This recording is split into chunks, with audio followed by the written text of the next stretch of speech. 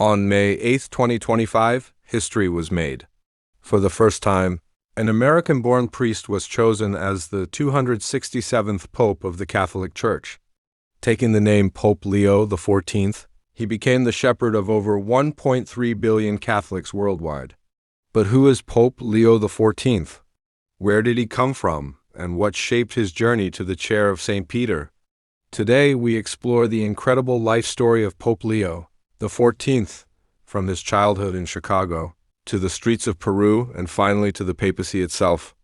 Robert Francis Prevost was born on September 14, 1955. In Chicago, Illinois, USA, his father, Louis, was a school principal, while his mother, Mildred, worked as a librarian. He grew up in a simple but devout Catholic family with Hispanic and Sicilian ancestry. Robert was the second of 3 children. In those early years, his life looked ordinary: school days, church attendance, family life. Yet, seeds of vocation were quietly being planted. As a boy, Robert was bright, disciplined, and reflective. He attended Catholic elementary school before enrolling at St. Augustine Seminary High School in Michigan. Graduating in 1973, friends and teachers recall him as thoughtful, prayerful, and dedicated to his studies. At the time, nobody imagined he would one day wear the white cassock of the papacy. After high school, he pursued a degree in mathematics at Villanova University in Pennsylvania. He graduated in 1977, but Robert was not only fascinated by numbers.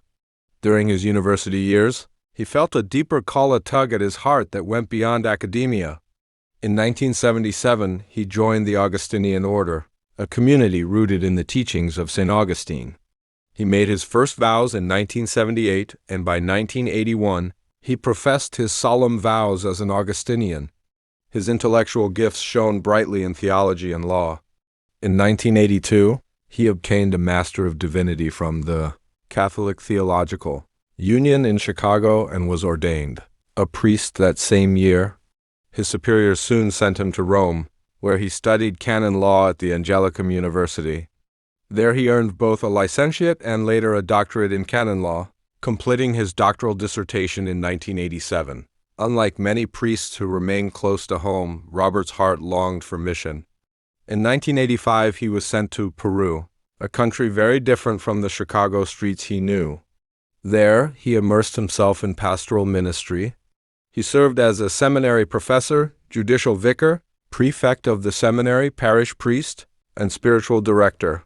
He traveled long, dusty roads, celebrated Mass in small village chapels, and shared life with the poor. For the Peruvian faithful, Father Robert was not an outsider. He became one of them, a priest who listened, walked with them, and cared for their souls. His missionary years shaped him profoundly. They gave him a pastoral heart rooted in compassion and closeness to ordinary people. This experience would later guide him as bishop, cardinal, and pope. In 1999, after more than a decade in Peru, he returned to the United States. He was elected prior of the Augustinian province of Our Mother of Good Council based in Chicago. Just 2 years later, in 2001, his life changed once again. The Augustinians around the world chose him as their prior general, the leader of the order worldwide.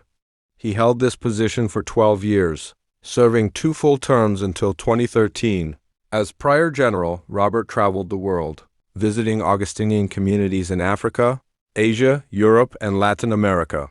He witnessed the beauty of the global church as well as its struggles, poverty, division, and the challenges of evangelization.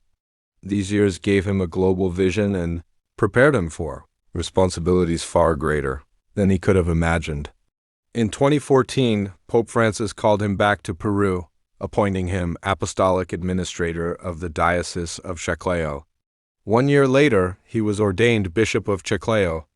As bishop, he continued his pastoral style, close to the clergy, dedicated to priestly formation, attentive to the poor, and active in evangelization.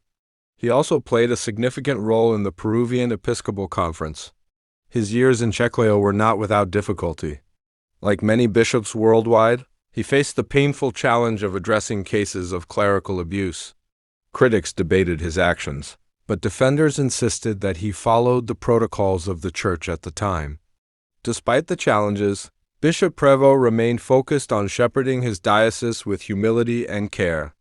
In January 2023, Pope Francis entrusted him with one of the Vatican's most important positions, prefect of the dicastery for bishops.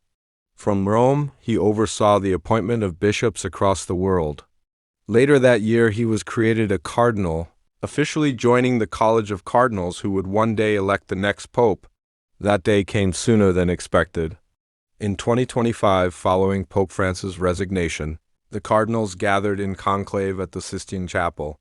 On May 8th, the bells of St. Peter's Basilica rang out, and white smoke rose into the sky. The world soon learned the name of the new pope, Cardinal Robert Francis. Prévost had been elected the 267th successor of St. Peter. He chose the name Leo XIV, drawing inspiration from Leo the Great, known for his courage, and Leo XIII, famous for his social teachings and concern for workers. For the first time in history, the Catholic Church had a pope from the United States and a missionary pope formed in Latin America. His election brought joy to many, not only in North America but across Peru and beyond, where he had spent much of his priestly life. As Pope Leo XIV, he quickly emphasized themes that defined his ministry: unity in the Church, healing of divisions, pastoral closeness to the people, and care for the poor and marginalized.